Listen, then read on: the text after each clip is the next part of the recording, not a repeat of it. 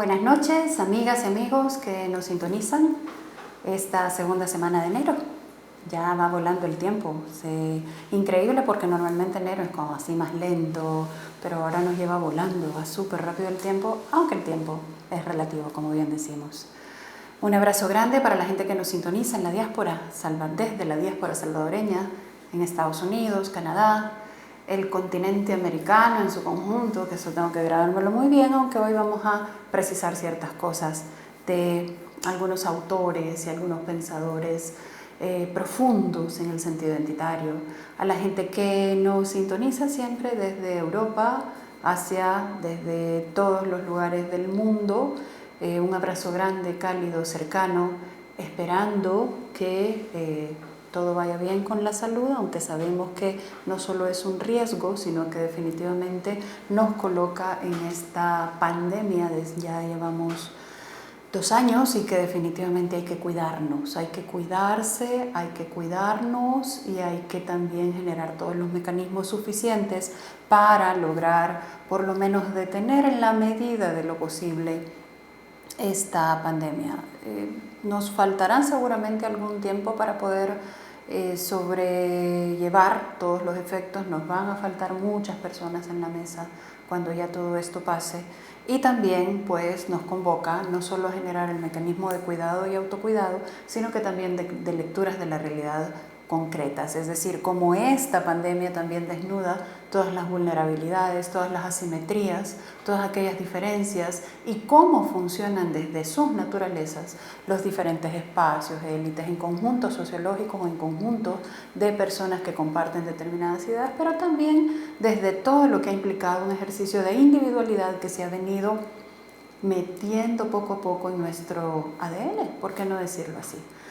Así que, pues, en esta segunda semana, en donde muchos casos se han disparado de Omicron, igual no solo de Omicron, sino que en general de COVID-19 y todas las cepas subsiguientes, entonces un abrazo cercano para quienes están ahorita sobrellevando la enfermedad, quienes tienen familiares, entre otras. ¿De qué vamos a hablar hoy?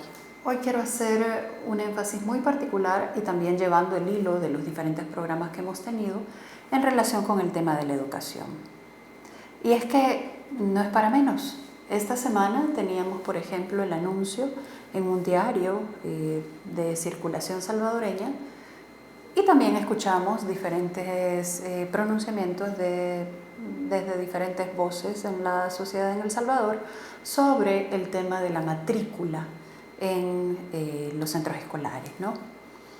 Se habla de un poco más de 800.000 adolescentes y niños y niñas que no se inscribieron para este año, aunque las cifras no se han cerrado totalmente o no se han cerrado para este año 2022. Evidentemente se ha dado el anuncio del inicio de año para finales de enero para colegios o para centros escolares públicos. Para 2021 el comportamiento fue aproximadamente ese. 800 niñas y niños que durante el año pasado decidieron y sus familias también, no participar en un ejercicio de formación y un ejercicio sobre todo formal de educación que les permitiera ir generando las capacidades de desarrollo que la humanidad misma necesita. Pero es que es ahí donde quiero hacer el punto de inflexión. El año en el que más, personas, jóvenes y adolescentes, porque es el universo con el que contamos de datos, no pudo generar un ejercicio de participación mucho más amplio y directo, fue 2017. Teníamos 910.000 personas, un poco más, que no participaron en el ejercicio de matrícula. 2018-2019 disminuyó esta cifra, hay que decir que disminuyó sensiblemente. Viene la pandemia y aún en el 2020, de acuerdo con datos específicos del Ministerio de Educación, durante todos esos años, ¿no? Y de seguimiento sobre el comportamiento de la matrícula y adelante con el comportamiento de la deserción escolar para el fin de los años que se van evaluando permanentemente, encontramos que es 2021 el que muestra un 1.3% en el que niñas, niños y adolescentes no logran el ejercicio de matrícula, o si logran el ejercicio de matrícula generan un mecanismo posterior de deserción. No es un número poco, digamos, es decir, no es un número pequeño en relación con el universo de niños, niñas o personas en edad de estudiar precisamente de esos segmentos. Y es que definitivamente el problema de la educación en El Salvador ha sido profundo, ha sido, por lo tanto, un tema estructural a través del cual no se ponen ejercicios específicos de atención que permitan la transformación de la sociedad hacia construcciones que realmente nos lleven a un ejercicio mucho más equitativo de participación entre todas y todos.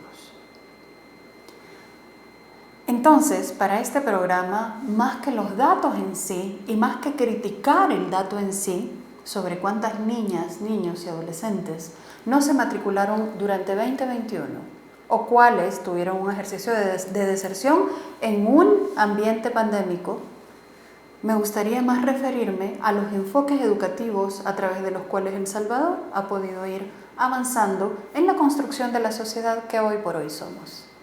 Y vamos a comprender precisamente desde esos enfoques educativos por qué es que somos como somos. Uno de estos programas, un programa de plataforma, fue dedicado precisamente a hacer una lectura de por qué las salvadoreñas y los salvadoreños elegimos lo que elegimos, o en específico, qué elegimos. Y tenía que ver con la encuesta, con el ejercicio de investigación realizado por Disruptiva, este círculo, digamos, de investigación y diálogo que tiene la Universidad Francisco Gavidia y que trabaja precisamente bajo la dirección del doctor Joao Picardo.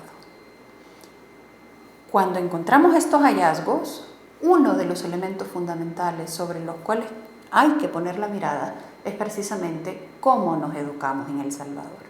Y cómo nos educamos no desde la perspectiva solo formal, sin embargo, hay que poner mucha atención en el ejercicio formal de educación, por cuanto es, digamos, el espacio así reconocido en relación con los diferentes conocimientos adoptados a lo largo del ciclo de vida por las diferentes personas en momentos diferentes de su vida. Así vamos pasando de la educación inicial, que valga también mencionar que es un elemento que desde hace muy poco tiempo en El Salvador se ha empezado a desarrollar. Empezaron algunos elementos constitutivos de una política de atención a primera infancia en los gobiernos del FMLN, que ahora también se reciben desde la presentación de políticas públicas específicas de primera infancia en el actual gobierno, pero que desde esa perspectiva de construcción de enfoques no logran tocar la estructura y la transformación de la sociedad. Y es que tiene muchísimo que ver cómo nos vamos educando en los círculos primarios de socialización. En este caso, la familia, en este caso, también estos círculos de atención a niñas, niños, en esos primeros años de vida que son fundamentales para la vida posterior, pero también en un ejercicio comunitario que nos rodea aún desde muy, muy pequeñas y pequeños, desde el ejercicio de la gestación. Quiero profundizar un poquito más sobre el enfoque pedagógico o la pedagogía muy particularmente desarrollada por José Martí y Paulo Freire. Ambos, por supuesto en su ejercicio histórico, desde donde les corresponde, ambos latinoamericanos, y en este sentido ambos con una propuesta que rompe con la lógica tradicional o la lógica común o la lógica dominante en torno a cómo deben de ser los ejercicios educativos. Y es que las leyes, la educación, los medios de comunicación, todo el ejercicio de lenguaje que se genera en torno a las sociedades tienen, por supuesto, una carga del pensamiento dominante. Es así como también he dado la tarea de revisar, por ejemplo, algunos libros de texto.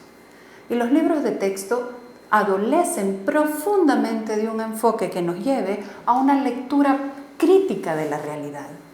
Si algo señalaban profundamente estos dos pedagogos, José Martí y Paulo Freire, era que precisamente la educación debería de ser o debería de dejar de ser este ejercicio bancario, según las palabras de Freire, en donde simplemente se deposita un conocimiento en particular para hacer una ruptura y generar un mecanismo de diálogo y de construcción, de análisis de la realidad que nos rodea, independientemente de la edad que se tenga, sí construido precisamente desde la etapa de desarrollo que corresponde, pero que genere las herramientas suficientes de las personas para poder contar con una lectura crítica de su entorno más próximo y el más lejano. Es decir, la posibilidad de observar desde los entornos más pequeños hasta los más grandes y poder tener una reacción crítica en relación con lo que encontramos a nuestros alrededores. ¿Qué significa esto? Significa que precisamente esta transmisión de saber debe de tener una ruptura para que podamos entonces comprender por qué suceden ciertas cosas y por qué no suceden. Y sobre todo, a quién benefician. Va más allá de si alguien me cae bien o me cae mal. El carisma es importante, es muy importante. Sin embargo, cuando aprendemos a hacer lecturas críticas alrededor de las ofertas, de las propuestas, de los mecanismos de diálogo, de las relaciones humanas, de las mismas decisiones que se van tomando entre uno u otro lugar en el que participamos de manera directa o indirecta, entonces una sociedad en su conjunto puede responder a lo que está sucediendo a su alrededor. Si no, no somos más que vasijas en las que se deposita determinado conocimiento ya moldeado y ya generado desde una perspectiva precisamente de un interés último y final de un grupo dominante, que es quien domina perfectamente, como decíamos antes, medios de comunicación, lenguaje o narrativa, los mensajes en general, la educación, y por eso es que hago distinción a solo una lectura de la cantidad de niñas, niños y adolescentes que participan en el sistema educativo formal versus qué tipo y sobre todo qué elementos son los que abonan a la construcción de sociedades profundamente desiguales en el sistema educativo formal. Y esto es lo más difícil, esto es lo más duro de leer y de replantear.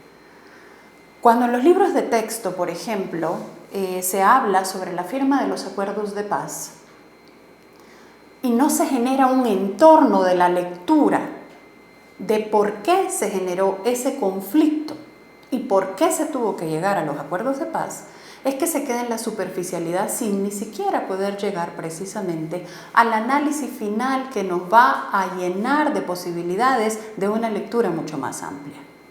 La firma de los acuerdos de paz no es un evento aislado, único o suelto o que no tenía nada que ver con los años anteriores que existieron en El Salvador y mucho antes desde que se detonara la guerra.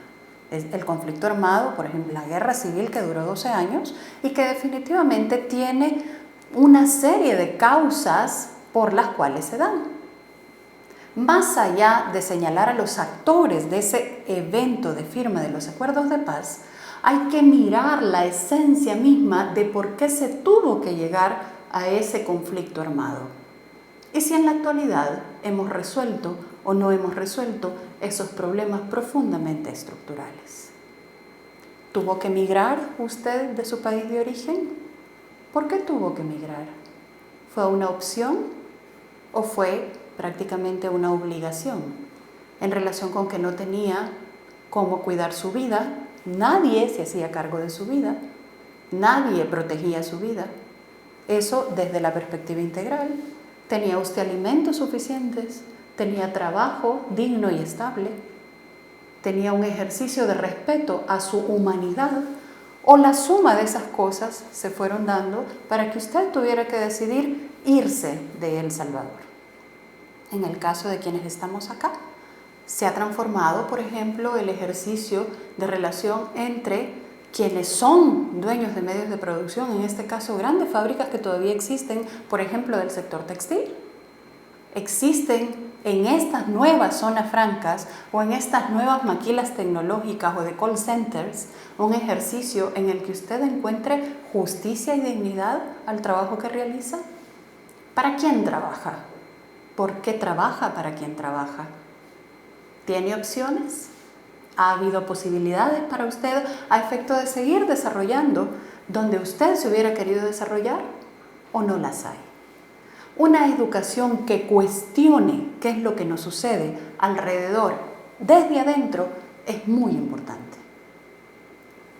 El primer programa que tuvimos acá en plataforma en junio del año pasado, junio-julio del año pasado, fue precisamente sobre el tema de la emancipación.